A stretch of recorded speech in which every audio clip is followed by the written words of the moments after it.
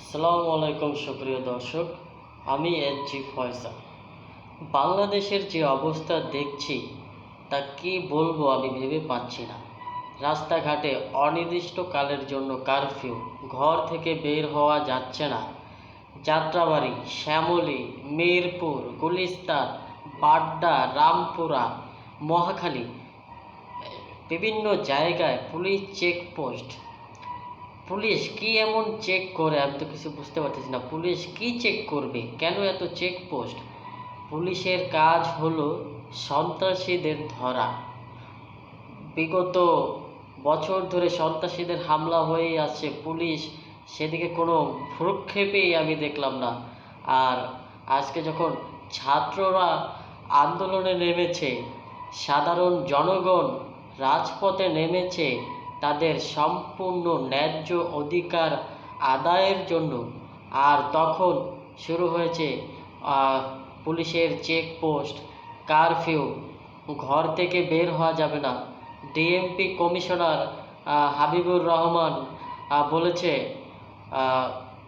যদি কারফিউ না মেনে ঘর থেকে বের হয় তাহলে আইনানুগ ব্যবস্থা নেওয়া হবে।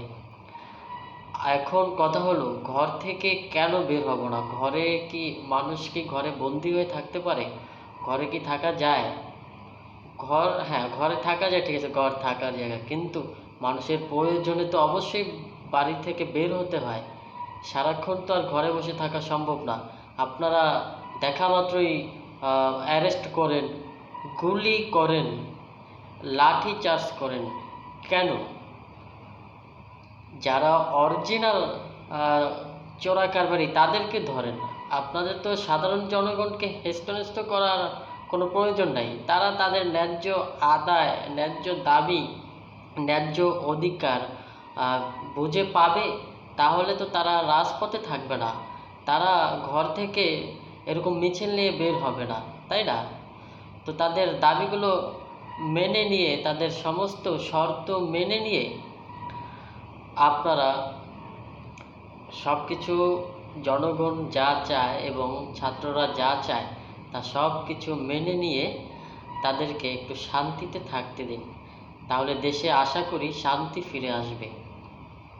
কিছু বলতেও ভয় করে, কি বলবো, কখন কি মনে করে কি করে ফেলে ভয় থাকি। যাই হোক, সত্য কথা বলতে চাই, সবসময় চাই, কিন্তু বলা হয়ে ওঠে না। আর বারবার তো এরকম আপনারা তো হ্যাঁ, একটু অনলাইনে যে আমরা যে রাজপথে নামতে পারবো না, রাজপথে নামলে গুলি করেন, অ্যারেস্ট করেন। অনলাইনের মাধ্যমে যে একটু কথা বলবো তাও পারা যায় না। ইন্টারনেটটারে বন্ধ করে রাখেন কেন রে ভাই? ইন্টারনেট কি সমস্যা করেছে আমি তো বুঝলাম না। সোশ্যাল মিডিয়া বন্ধ থাকে, তারপরে বিভিন্ন মাধ্যম বন্ধ থাকে। আজকেও সকাল থেকে খবরের কোনো পত্রিকার কোনো পেজে ঢুকতে পারছি না। বাংলাদেশ প্রতিদিন, সমকাল, প্রথম আলো, কোনোটার মধ্যেই ঢুকতে পারছি না। বুঝতে পারলাম না। যাই হোক, ধীরে ধীরে সব স্বাভাবিক হবে আশা করি। যারা রাজপথে আছে তারা তো শখে রাজপথে নামে নাই, তাই না? তো আপনারা তাদের দাবি দাওয়া মেনে নিন, দয়া করে মেনে নিন।